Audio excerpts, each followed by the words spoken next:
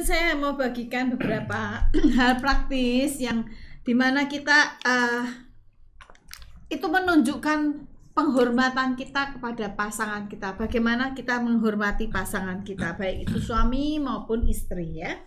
Yang pertama adalah jangan menyela pembicaraannya. Saya pernah bertemu dengan pasangan suami istri yang kebetulan bertemu dengan kami. Suaminya lagi mau bicara, istrinya sebentar, aku aja yang terangin. Karena itu membuktikan bahwa istri tidak menghormati suami. Nah, jangan itu kita lakukan. Itu itu refleks bahwa dia tidak ya betul tidak refleks.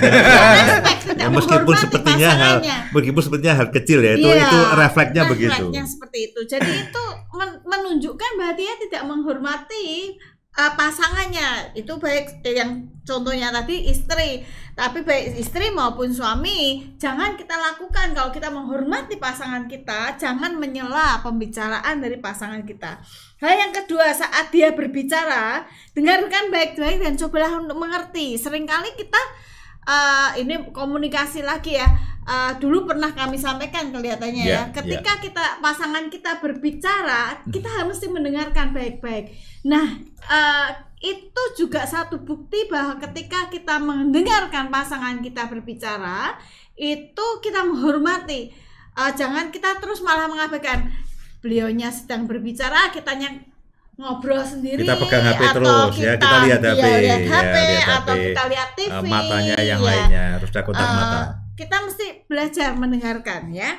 Hal yang ketiga adalah pahami sudut pandangnya saat kita mungkin kadang-kadang tidak setuju dengan apa yang pasangan kita sedang katakan atau lakukan, tapi kita belajar memahami apa yang pasangan kita lakukan. Misalnya nih, pasangan kita memutuskan sesuatu hal atau yang memikirkan satu hal yang sedang dia pikirkan, kita coba belajar memahami dulu. Jangan kita langsung terocos, enggak, aku enggak setuju seperti itu, gini.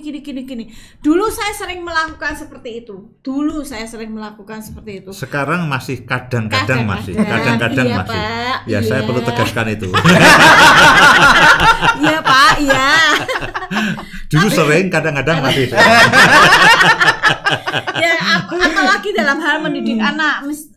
Misalnya beliaunya memutuskan gini, itu jauh berbeda dengan apa yang saya inginkan. Tapi saya belajar sekarang ini memahami. Misalnya kamu mesti nggak bisa keras dong dengan anakmu, kamu mesti ini, coba lebih ini. Padahal saya tuh orangnya keras sekali, tapi saya belajar memahami. Oke lah, kamu aja deh yang ini memutuskan ya.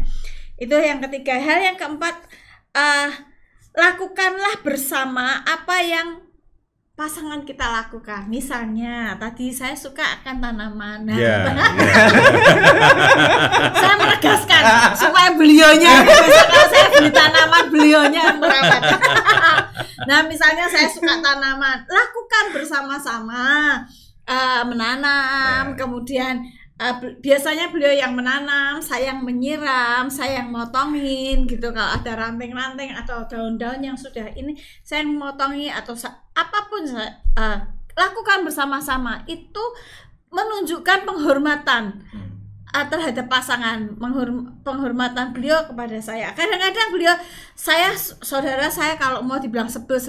Dulu ketika pertama ada kolam, buat kamu kolam akuarium yang itu loh, yang ada udangnya itu apa? Aquascape. Beliau pernah pertama sampai sekarang masih ada aquascape. Itu ya, setiap hari pagi, siang, sore dia panggil saya, sini. Suruh apa saudara? Ngitung udang. Udang kecilnya ngitung. Ya ampun. Tapi saya lakukan sangat supaya ini menghormati gitu ya. Jadi kalau kita menghargai pasangan, kita juga menghargai apa yang disukai oleh pasangan kita. Bersyukur sekarang udangnya mati semua. Jadi tidak ada lagi. Nggak seru ngitung ya. Jangan-jangan kamu yang matiin udangnya. Kemudian yang keberapa tadi ya? Yang berikutnya yang kelima. Bantu dia mengukir waktu yang dihabiskan bersama teman-temannya. Kadang-kadang kita gini, ya teman-temanmu lah, masa aku mesti ikut-ikut. Saudara, sebetulnya saya itu kan dengan beliau dia dengan Pak Yus itu jauh ya, maksudnya gini, beliau sekolahnya di tempat lain, saya di tempat lain, dan dia punya kenalan, saya tidak punya kenalan yang sama gitu, kenalan kami berbeda gitu. Tapi satu ketika beliau tuh mau mengadakan reuni, mau ada reuni di sekolahnya dia, jadi dia ngomong gini, temenin aku dong. Saya itu sebetulnya, ya ampun, Mbak udahlah kamu pergi sendiri, kenapa gitu, aku juga orangnya bukan cemburuan gitu loh. Saya pergi aja sendiri. Tapi satu ketika saya bilang, ya kalau dia bahagia ketika dia bertemu dengan teman-temannya dan dia minta saya untuk menemani, kenapa saya tidak menemani. Jadi 2 kali ya kalau nggak salah. Iya, 2 kali. 2 kali saya sudah menemani beliau reunian di sekolahnya. Jadi saya sekarang malah jadi kenal gitu sama teman-teman SMA-nya beliau.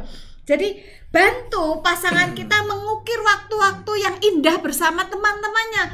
Mungkin buat kita apa gunanya? Aku nggak kenal, aku nggak pernah punya pengalaman kenangan manis dengan teman-teman gitu ya, dengan teman-temannya dia. Tapi saya belajar karena kita menghargai, belajar kita membantu kesenangannya dia, mengukir kenangan yang manis bersama teman-temannya.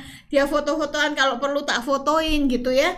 Itu sesuatu yang menyenangkan, menunjukkan kita menghormati akan pasangan kita. Hal yang ketujuh atau yang keenam ya, pilih ketika kita berbeda pendapat atau ketika pasangan kita menghadapi masalah, jangan memilih untuk kita ini mendebatkan hal-hal yang mungkin hanya hal-hal yang sepele, hal-hal yang tidak terlalu penting sebetulnya. Tidak terlalu penting, tidak urgent gitu ya, tidak penting gitu.